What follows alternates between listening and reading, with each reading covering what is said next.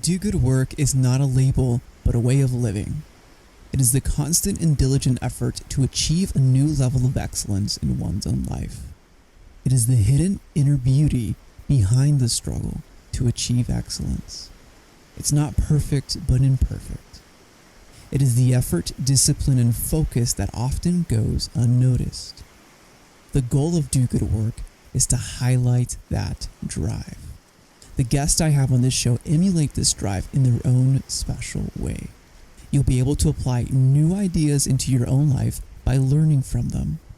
We will also have one-on-one episodes with me where we'll dive into my own experience with entrepreneurship and leadership. Every episode is designed to provide you with ideas that you can apply and grow in excellence in all areas of your life, business, and career. Today we're talking to Kyle Herron. Kyle doesn't just want to build a company, he wants to create a movement. As a repeat founder, he's focused on catalyzing independence, innovation, and entrepreneurship. He's got his hands involved in multiple global initiatives, from being a TED Talk speaker at 18 to working with the Malaysian government startup programs, to building apps for underserved communities and helping start more than 50 companies, to even teaching college classes. Kyle continues to support his mission to inspire independence, innovation, and entrepreneurship. Well, Kyle, thanks again for being on, man. Absolutely, man. Well, I really appreciate you having me here. Hey, man. So a lot of the cool things that are happening right now in the world, with technologies, emerging technologies, AI, blockchain, I think that they're not being highlighted, or they might be misconstrued in a way that it's attacking or hurting our current environment in the business world. I'd love to get your take from your view, working ground zero in those areas. What's like your state of the union right now on that? Absolutely, man. Well, again, I really appreciate you having me on. And I think it's kind of important to understand where we're at today as a society, because you and I had mentioned a little bit in the pre-show here that, in spite of what the media tends to promote, the world's actually in a really powerful place. And in fact, the world's continually looking forward. One of the things I had mentioned to you is that just within the last couple of days, we had our second private company, or our second privately launched astronaut mission to the International Space Station. And if we don't pay attention to these exciting technological developments, they tend to move a lot faster than we do, right? Mm-hmm. And so, for me, I've always looked at technology and I've always looked at entrepreneurship as being one and the same.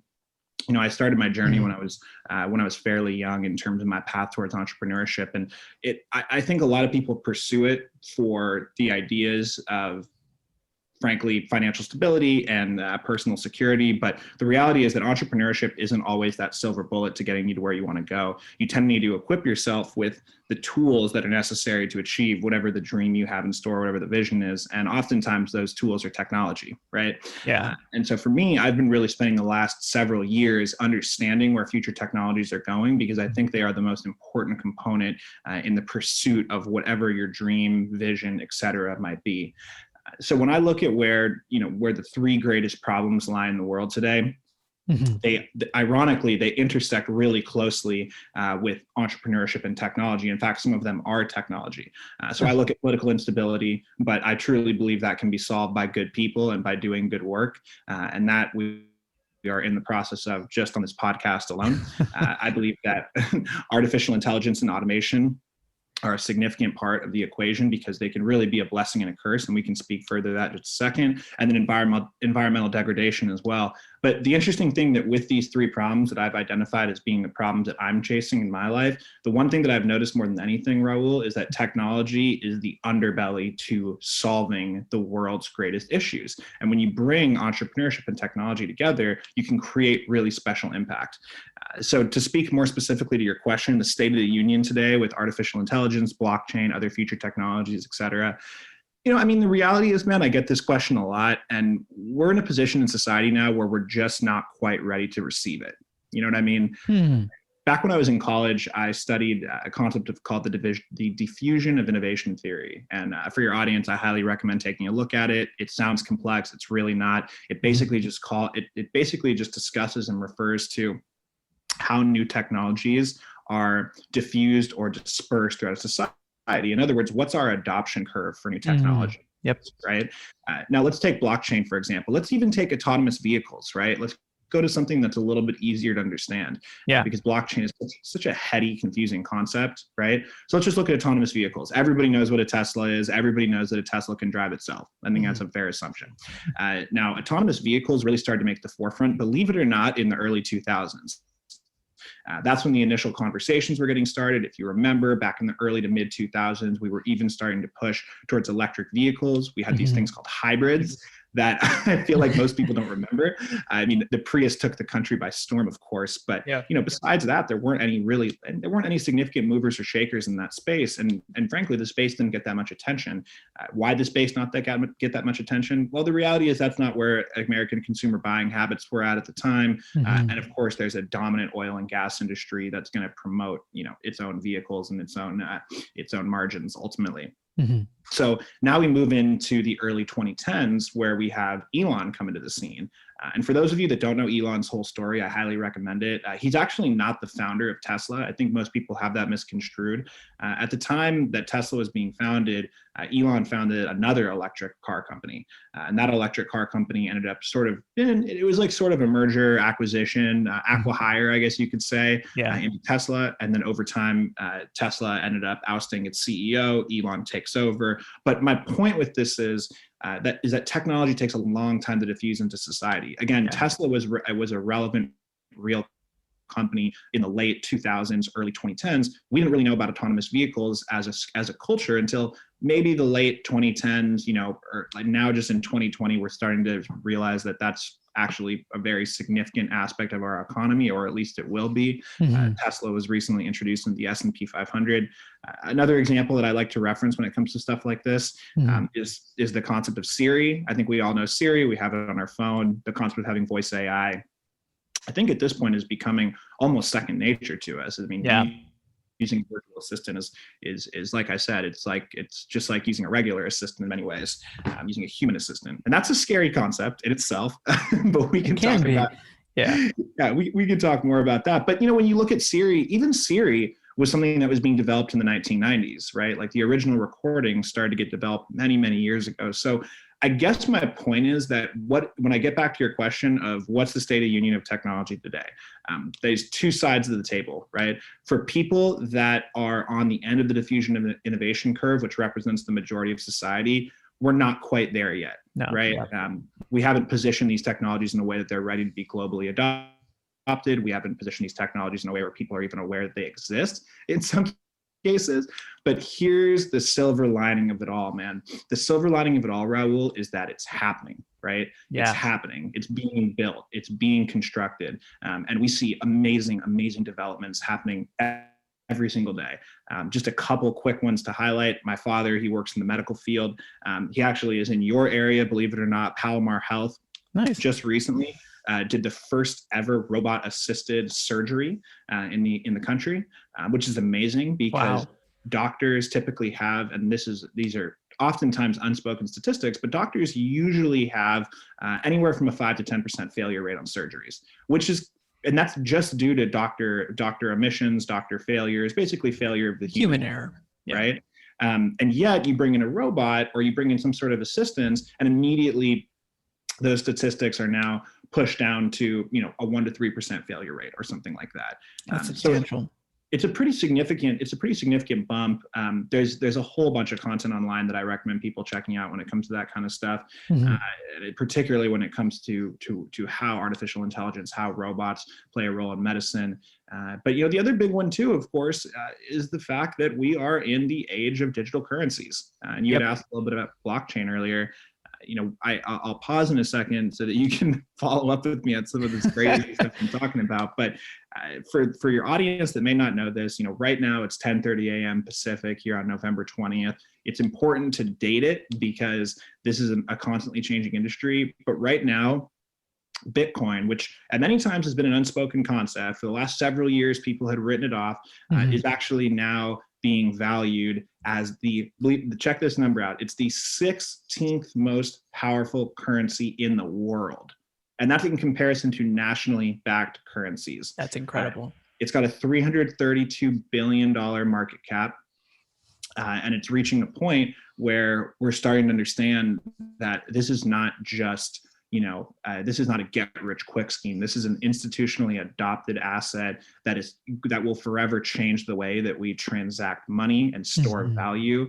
And it's what it is doing more than anything, man. You talk about beautiful things happening in the world. It's returning power to the people. Yep. 100%. Couldn't agree more. And just on a quick tangent on that as well, it's like, innovation is happening right now. This technology is being pushed no matter which way you look at it, even without or with our recognition of it. And I even had friends who were telling me, hey, I'm just going to start another company and it's only going to transact in cryptocurrency. And that's like his future proofing of a certain asset, which we can dive into that as well. But I really am curious, Kyle, because of your certain stance and your certain view in regards to all this happening, how do you personally view innovation? So I view innovation in a really, really simplistic way. Oftentimes when I tell people I will, and I chuckle even when I feel myself saying this, because it's so ridiculously true. There is nothing special required to be an innovator. There's nothing special required to be an entrepreneur. I think the unfortunate reality with our society is that we paint a picture of what innovators and entrepreneurs look like. Yeah. Let's look at just a couple of examples. Evan Spiegel from Snapchat, the guy's worth hundreds of $1 millions before he turns 25. Mark Zuckerberg founds Facebook at 19. You take stories like Periscope, for example, which was acquired by Twitter after 8 months of it being in business. It was already acquired for tens of millions of dollars. I can't remember, it might have been $100+ million acquisition. So I think there's an unfortunate picture that's painted of what is required to be great. Because the reality is, man, what innovation really looks like on the ground floor is working every single day to solve a problem that you care about. That's all innovation is. Now, innovation can, of course, be scaled up, right? And we can say that we don't want to solve problems that we just see in our day-to-day lives. We want to solve problems that we see in the world's day-to-day lives. But when I look at innovation, man, it's really not about artificial intelligence or blockchain or the new PS5 or autonomous vehicles or anything like that. Innovation is about paying attention to the problems that exist in your space. Right? Instead of accepting things for what they are, instead of believing that the status quo has to stay as the status quo, it's about challenging conventional wisdom, right? That's what innovation is to me. And then it's also having the aptitude, the strength, and the determination to say, I don't only want to notice and recognize that this problem exists, but I want to go solve that problem. I want to go figure out what the infrastructure looks like behind the solution of that. I want to build a team around that. I want to inspire others to chase that. So problem solving is what innovation is. But I think it's important to understand that it doesn't just happen on massive global scales with massive future technologies that are worth hundreds of billions of dollars. Instead, it happens in your day-to-day life, paying attention to the problems in your space that you care about. And I love that, because that is the definition of an entrepreneurship, is solving a problem with a value that other people care about, a big enough problem. And the bigger the value that you solve, the more that you'll be rewarded for it. Right. But let's dive into that, because I really love your perspective on that. So when you're solving a problem from ground zero in the space that you care about, obviously, I can't tell audience members what they care about, but in your value system or what you care about in regards to what you're looking at your industries, what are some of the ways that you run through problem solutions in your mind, or even run it through your teams in order to create a quote unquote innovative solution? So in other words, what is the steps to solving a problem? Yeah. From your perspective? It's a great question, man. It really, really is.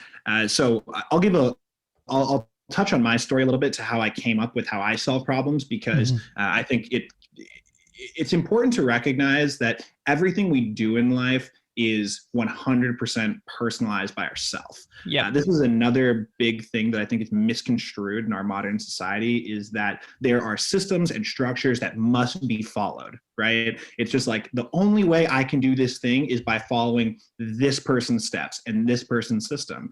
And the problem is, what that ends up resulting in it ends up resulting in a very singular society, right? Yeah. It ends up resulting in a space where everyone starts to look a lot like the other person, because we're all following the same sets of rules and the same systems. Now, when it starts to get more unique, when we start to have those groundbreaking revolutionary ideas, those groundbreaking revolutionary people, which, by the way, we all have the power to be that person. That happens when we choose to create our own systems for success. And I'm a big believer in creating your own personal system for success, defining what success means to you, because there is no singular definition of it, and there's no singular definition of greatness. And so with that being said, to more specifically answer your question, what does my system look like? Well, the way that I ended up kind of going down this path, Raul, and this is an interesting one. So after I founded one of my previous companies, I was in the agency space, and actually, what my company's goal, what my company's mission, goal, vision, et cetera, was to basically solve startups' problems. In fact, our mission, our tagline was helping startups start up. And what we wanted to do is we wanted people to come to us and say, hey, I identified this problem in the world. What do I do next? How do I go from I see this problem to I want a functioning, sustainable business that generates enough revenue for me to put, food on the table for my family, right? Yeah. And what's the middle ground to getting there? And so I spent several years trying to figure out, how do you solve a problem, basically? And what I ended up discovering throughout the process, Raul, and man, someone like you, I'm sure can appreciate this, is that it's generally very hard. Problems are hard to solve, and they're not meant to be easy, because if they're meant to be easy, then everybody would be solving them and they probably wouldn't be a problem, right? And so for me, it came down to figuring out, number one, what do the experts do? There's got to be some wisdom, conventional wisdom, that I can challenge, but I can also appreciate, right? I wanted a little bit of both. I wanted to be able to look at how people had done it in the past and say, I don't love everything that you do, but I love some of what you do. So I'm very much a cherry picker of smart people, because I don't believe I'm the smartest person in the room. But I do believe that I'm strategic enough to understand how to take some of the best ideas and make them an even better idea. I call it recycled art. Which is fair. Yeah, and frankly, I think that's how all great ideas are created. They're just a mix and a mesh of other great ideas that ultimately all come together. One of my buddies, who's a musician, said, man, there's actually no such thing as original art anymore. And I remember when he told me that, I was like, no way, there's of course original art. And then you start to look around the world and you're like, oh, this is all recycled. And it goes to show the beauty of humanity. We're all interconnected, where everything we do is interconnected with someone else's spirit, soul, passion, creativity, energy, etc. Which to me is actually very inspiring. For some people, it's kind of depressing because they think, oh, I can never do something original. But I'm like, what you can create using other people's greatness and using some of your own ingenuity is original. That is original. That is the original piece. Yeah, and I love that you said that, because I wanted to take it back earlier when you mentioned there's no singular system, and I think that is so true. And a lot of people look at, people come to me like, oh, do you have a system for this? Do you have a template for this? How do I do this? X, Y, Z. I'm like, okay, well, here's a way to solve it. This is not the only way, but here's what works. Here's the quote unquote conventional wisdom. However, going back to your point in regards to, well, if there's nothing original, I remember taking the test for strengths finders and it's the Gallup test and whatever, but it was a great eye opener that there's not enough statistically alive humans for us to be able to have the exact same strengths as another human in the world. We might be similar. We might have some similar genetic makeup. We might have similar facial features, like the whole clones, or like people that you can see who look just like you and stuff like that. Right. We might have that, but when it comes to your characteristics, based on that book, there's no other human that exists at this point with the exact same strengths that you have in the order that you have them. And I thought that was really unique and eye-opening to know that the way that you solve your own problems, the way that you solve or look at different environmental problems, issues with humanity, issues with technology, the way that you're solving it is unique through your own lens. Similar humans or similar people can arrive to a similar conclusion, but still the way that you're doing, the way that you're going about it is unique, and it's never going to happen again in this point in time, because, as you mentioned earlier, November 20th, 2020, we're not going to get this day back. Right. You're absolutely right. Absolutely right. And it goes into, understanding, though, that there is an importance in system and structure, but there's also an importance in realizing that each one is an individual. Yes. And each one has its own unique characteristics, just like we as people have our own unique characteristics, like you were saying with the concept of the strength finders, where there's not one, there's not one mold that we all fit in. And I think that's something that we need to understand and appreciate, is that each one of us is special in our own way. Each one of us brings something different to the world. Each one of us was created differently. Nobody is an exact carbon copy. And I think once you realize that, understand that, and appreciate that, it's incredibly empowering. It's incredibly empowering to know, wow, I am such a unique individual that I bring something to the world that nobody else can. Not Bill Gates, not Mark Zuckerberg, not Jeff Bezos. All these people that I may look up to, all these people that I may feel look down on me, they can't, because I have the power. I have the strength. That's huge. And I think embracing that inner ferocity is what ultimately ends up driving you a little bit closer to what your dream visions and goals are. And for me, going back to your specific question about, well, how do I solve problems? Well, the first piece and first component of it, man, is what I just said, is you have to have the drive, tenacity, ferocity, et cetera, to want to solve the problem in the first place. And if you don't have that, the rest of the system will never work. Yeah. You can't train that either. Like you either want it and no one else can force that upon you with it being genuine. Right. 100%. There's definitely no one else that can make you passionate about a thing. That is 100% up to you to determine if that's something that you care about. And certain things are so obvious that you care about them that you just will pursue them relentlessly with your eyes closed. I know for years, my drive towards entrepreneurship in some ways has been almost unconscious. I've just gone because I've just felt compelled and called, but it hasn't even been something where I've been consciously aware of the fact that I've been compelled and called. I just do it. And I think that's another big part of solving problems. I know I'm getting so far away from like what the tactical steps are, but for me, a lot of it just comes down to just acting, like less thinking about it. One of the things that drives me nuts sometimes, and I don't mean this to mean that, what I'm about to say is not important, but a lot of people I know spend a lot of time just like meditating and philosophizing and thinking and perusing and, letting their brain wander and etc. I'm like, that's awesome. And there's a 100% a time and place for that. I'm a big believer in letting your imagination go. But the problem is when that dominates the majority of your mental cycles, you end up realizing that there's no actual output from anything that you're doing. Oh yeah. And the problem is, 100%. Like you need inspiration, but right after inspiration comes action. You can't just continue to be inspired because one of the things that I oftentimes have an issue with a lot of like the coaches and motivational speakers, et cetera. And I think, again, they have their time and their place, but they're really good at getting people off the couch. They're not that great at getting people to the next step after they get off the couch. Yep. And that's where, your question earlier that I love the question, how do you solve a problem, where that comes into play, which is like, okay, now that we're up, now that we're motivated, now that we've done our mindfulness, we've done our motivational speaker listening, et cetera, like we're fired up, cool. Where do we channel that energy into? And I believe that right after passion, like I mentioned earlier, comes attacking a singular issue. That's my other big thing.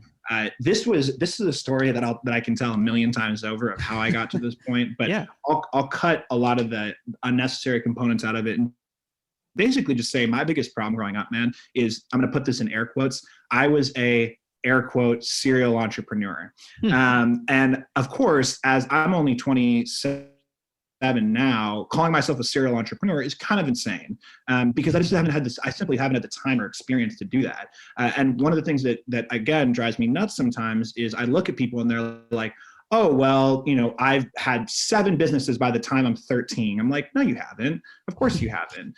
You've had 7.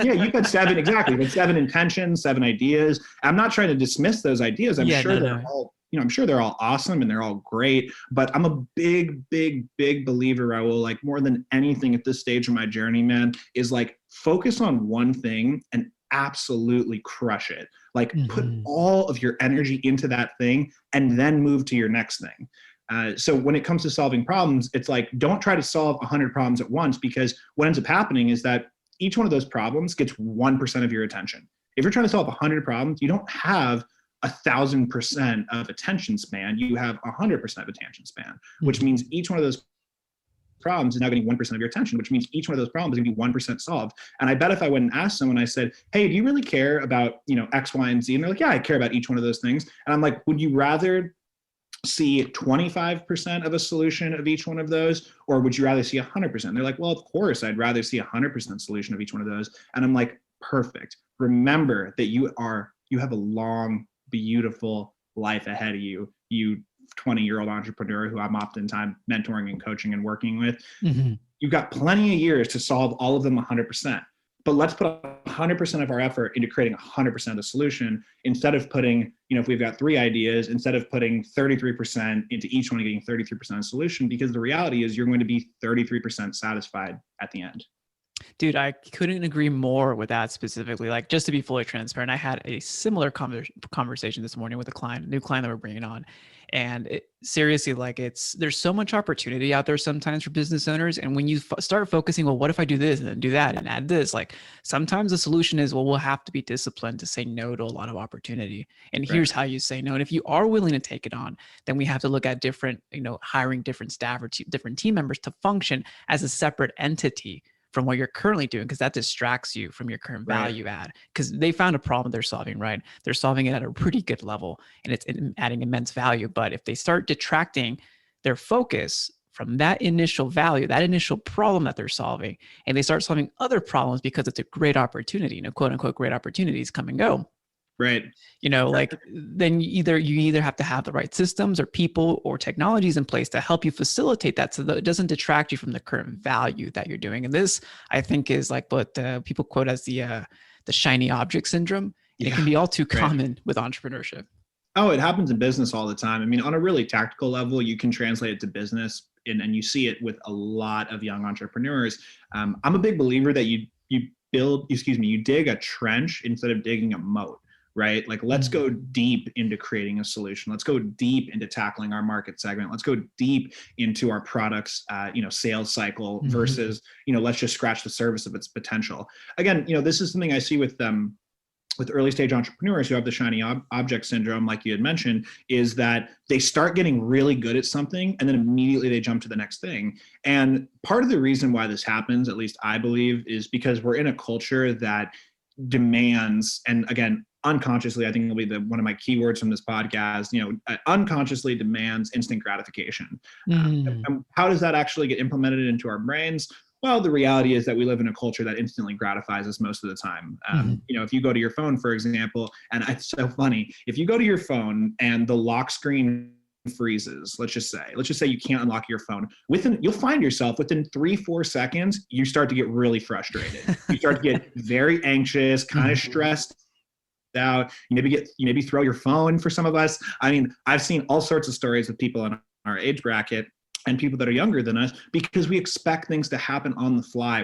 We expect things to happen when we put an input in, we immediately get an output. And the problem is that ends up creating an even higher level of shiny object syndrome because we constantly want stimulation. We constantly want the next new thing. We constantly want the new app, the new video game, et cetera, because it's being fed to us in all other aspects of our life at such a high rate of speed.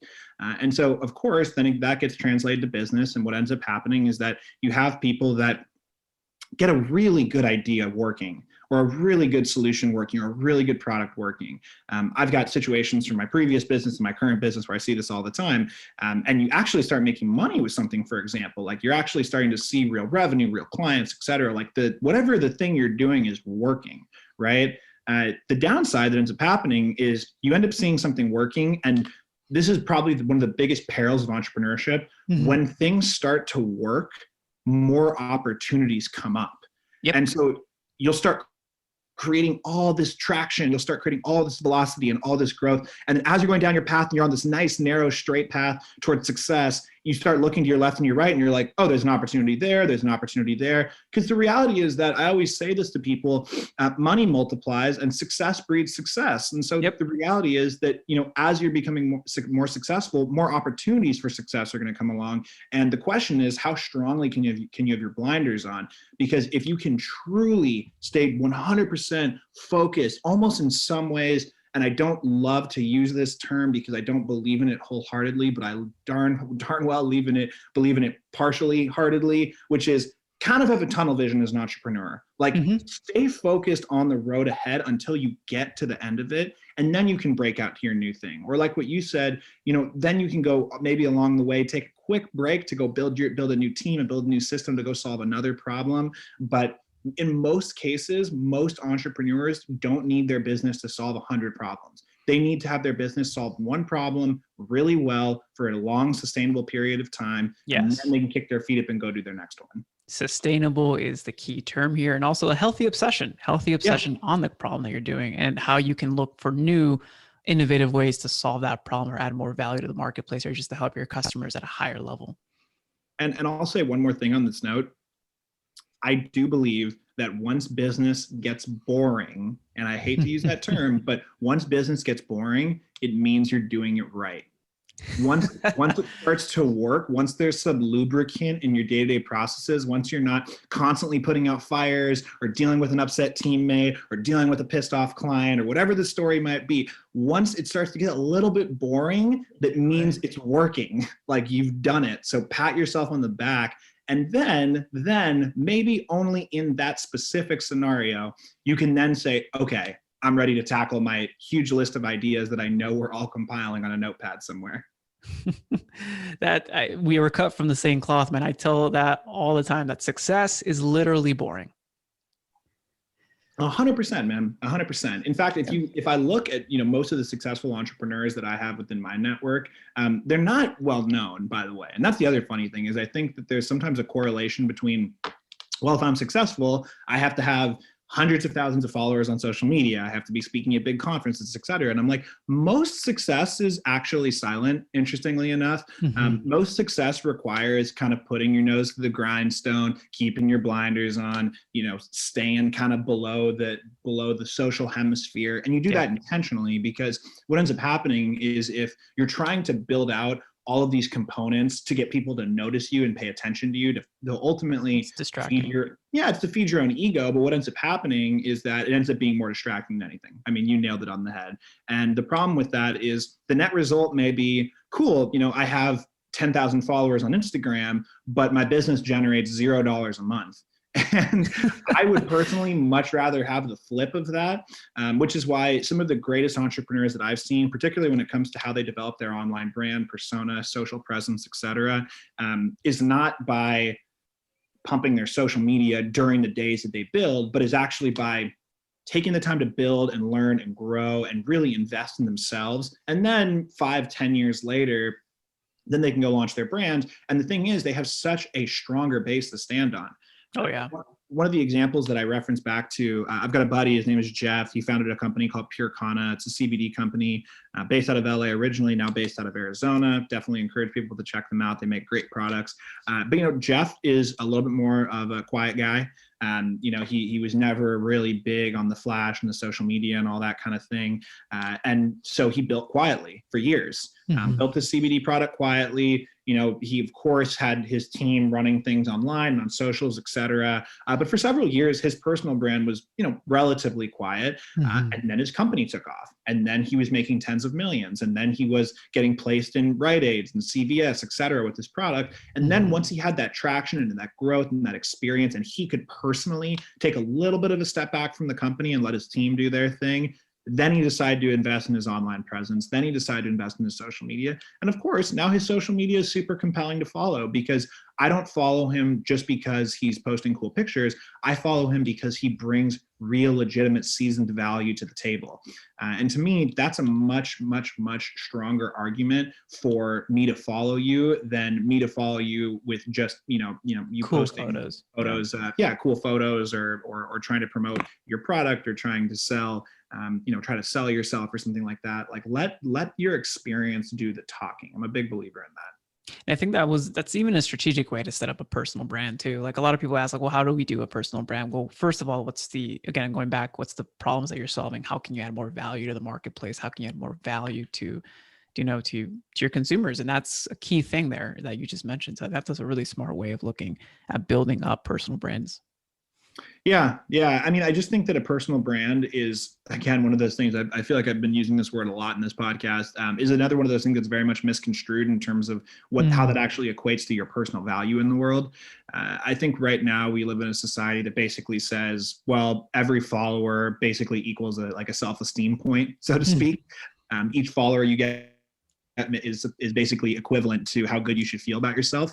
And I think that's very toxic ultimately. It is. I think it really starts to damage a lot of people's personal, kind of personal reputation. And when I say personal reputation, I mean my reputation to myself. Like how strongly do I believe in myself, is oftentimes dictated by what how the world approves of me. And then that's why for a period of time, I mean, Instagram was trying out this whole concept of removing likes from their platform because they didn't want people necessarily equating their own social worth based upon a digital number that appears on a screen. Which can be dangerous. Yeah. 100%. I think dangerous is a perfect way of describing it. It's extremely dangerous when you start determining how much you mean to the world by some sort of social metric that is determined by no one. I mean, here's the funny thing, Raul, like, I always try to put things in practical perspectives for people, right? And when I look at something like social media, I try to explain to people that, and I'm going to try to put this gently because I think there's a much harsher way of describing this, but most people don't care about you. And I received that advice from one of my mentors, although he said it much more explicitly than that. I received that advice from one of my mentors a couple of years ago where he's like, dude, most people don't care about you, so stop caring so much about them, right? The reality is that, like, think about how you consume social media. Think about how I consume social media. Typically, it's just like I'm flying through the page, right? Just like anybody else. Like we're whipping through Instagram at 1,000,000 miles an hour, maybe liking this, maybe commenting on this, but like how much of that content are we actually consuming, thinking about, digesting, philosophizing over, et cetera? Pondering, nope. Yep. Yeah, none of it. I mean, it's literally all just instant gratification, move on to the next thing. And so that's why it's so incredibly ironic to me that we measure our social worth so much based upon, the number of followers or likes we have, because those followers and likes are usually made up of nothing. Like they're usually made up of people who are just glancing, literally glancing at your profile for a second before they go to the next one. I mean, I even look at like our website, for example, for my current company. Most of our visitors hit our website and they create their first action within 10 seconds of being on the website. And that's their intention of being there. They're not going to the website because they want to read all the copy that we put on there. They're going to the website and they're like, cool picture. I'm either going to hit your form or I'm going to leave the website. That's it. There's not a lot of other action that goes on because most people don't have the time. And of course, we're also in a society that we talked about earlier today that's very much driven by instant gratification. And in other words, that I'll probably use a lot in this podcast. It's all about reactivity, reactive. And so when it comes particularly to social media, I always try to emphasize to people, like, stop measuring yourself based off people's snap decisions. They obviously are not really analyzing who you are. They're simply going into social media so they get that short-term serotonin boost. I mean, that's what most people use it for. It becomes an addiction after a certain period of time. For those of you that haven't studied social media and the science behind it, I definitely encourage you to, because ultimately all we're really doing is we're just feeding ourselves, feeding our own serotonin. And so I try to emphasize people, focus on you, focus on the people that care about you. And most importantly, above all, and I think this is just like the underlying theme of my life up till this point, because I don't have a huge presence on social media, and these are some of the reasons why. But I'm really focused on caring about the people that care about me, right? Yep. And I listen to their opinions and I value what they say. But anybody outside of that, I usually just don't have the time. I just usually don't have the time. And I think that's a fair assessment too. And I think even just looking at it from like a business owner standpoint is like, how can we cater to what the audience actually behaves and how we can actually build a real relationship, not just a quick hit. Right. So I think it's important right there. Kyle, I think that means a lot of wisdom here that you're dropping and a lot of different insights. I think that, going back to one of our initial questions was, problem solving, looking at problems. And I think, like you mentioned, there is no one way to solve a certain problem. So I'd love to know from you, for our listeners, what are the best ways for us to look for different ideas or inspirations to leverage technologies like AI, blockchain, and different innovative solutions? Like where do you look for inspiration in regards to, how we might solve a problem, and where can listeners curate that kind of information? It's a great question. It's a great question. I mean, I think the tactical steps towards solving a problem are another thing that people don't tend to talk about that much, because a lot of conversations that I hear from people like even like you and me, man, are more about here's all the inspiration to go solve the problem. Get fired up, go do it. You can be an individual, but how? Then people are always like, well, how? Yeah. I'm such a strong believer in Simon Sinek's golden circle theory. You and I have preached a lot about the why on this podcast, but the how and the what are equally as important. In fact, I would, in some cases, argue they're more important. Yep. Because a lot of us can get inspired, and a lot of us are self-passionate, self-driven, self-motivated. Not everyone knows the tactical steps towards creating something. And so for me, in terms of resources that I like to use when it comes to this kind of stuff, I think above all, I encourage everybody on the face of the planet to go study just a little bit. There's plenty of free resources online. Don't feel overwhelmed. A concept called design thinking. It came out of the School of Design in Stanford, the Stanford D School. And the Stanford D School is really interesting. They push forward a lot of the innovative concepts that we see in our world today. And design, by the way, at the Stanford D School, and frankly in our society today, is not graphic images. It's not Photoshop. Design is more so creating systems, processes, and procedures to creating the life that you've always imagined. It's designing your life, designing your solution. And so this concept of design thinking was something that I picked up on a couple of years ago and studied pretty aggressively, because basically what it is, it's a system that was created and designed to solve problems. And there is literally a step-by-step process towards solving problems that they've created.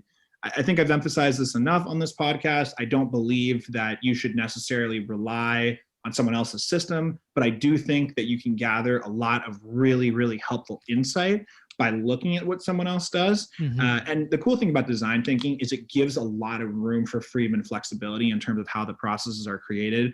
One of the big things that it emphasizes, and I think this is probably the most important when it comes to tactical business insight, is just remember as an entrepreneur, you don't have to be, and this is why before I say this, I'm going to emphasize this one more time. You don't have to be special. You don't have to be super smart. You just have to be willing to listen to people. And that's one of the biggest parts of solving a problem is just being able to hear what the problem is from multiple perspectives, right? And so when I go to solve a problem, whether it's in my business, whether it's for one of my clients, et cetera, I don't go and say, okay, well, I'm going to go sit home tonight and, kind of meditate for an hour and try to come up with a solution. I say, no, I'm just going to go get as much data as I can. And that's a lot of what design thinking preaches. It says, go ask your audience, go talk to your key stakeholders, go talk to your users, go talk to your internal employees. Like, let's really hear and understand from the people's perspective who deal with the problem on a day-to-day basis, what that problem looks like. And then my favorite question to ask, man, and you might be familiar with this one, Raul. It's called the magic wand question, right? Oh, yeah. The question is, if you had a magic wand, what would the solution to this problem look like? What would you do? And amazingly, what I found, especially in serving my clients, because I've done a lot of side consulting outside the blockchain AI stuff. A lot of what I found is that they actually already know what the solution is. They just don't know how to implement it. I get it, yeah. And so you don't, this is the funny thing about being an entrepreneur or working with other entrepreneurs and consulting, et cetera, is I'm gonna say this again, because I think it's important for your audience to know, you don't have to be special and you don't have to be smart. So if you're questioning whether you're smart or special, remember those things don't matter. Those things are actually, they matter the least in the greater equation. What matters is, can you listen? Can you learn? And can you ask good questions? If you can do those three things, I'm telling you right now, as someone who's done it before, you can solve any problem. So true. I love how you lay that out, man. And I love, design thinking. And I think I learned about it in maybe 2013 too, just early on when it was starting to hit the trends. But I love the fact that you brought it back to such simplistic views of looking at around a problem, getting the data and being able to formulate new questions from that data and then take action, always moving forward based on an action step, based on an educated decision or just an educated hypothesis. But Kyle, I had a wonderful time here with you, man. For our audience to thank you and reach out to you and learn a little bit more about you, what's the best place for them to go? Yeah, absolutely, man. Well, first of all, Raul, great conversation, man. Always fun to talk about this stuff. I'll say it one more time for the people in the back. Don't worry so much. Don't stress so much. Don't overthink too much. Just act. just chase, just believe in yourself. It sounds complex, but it's really not. Sometimes you have to wake up and just do things without even processing them. I'm such a believer in, really, I find myself referencing Nike's slogan more often than not at this stage of my life. Just do it.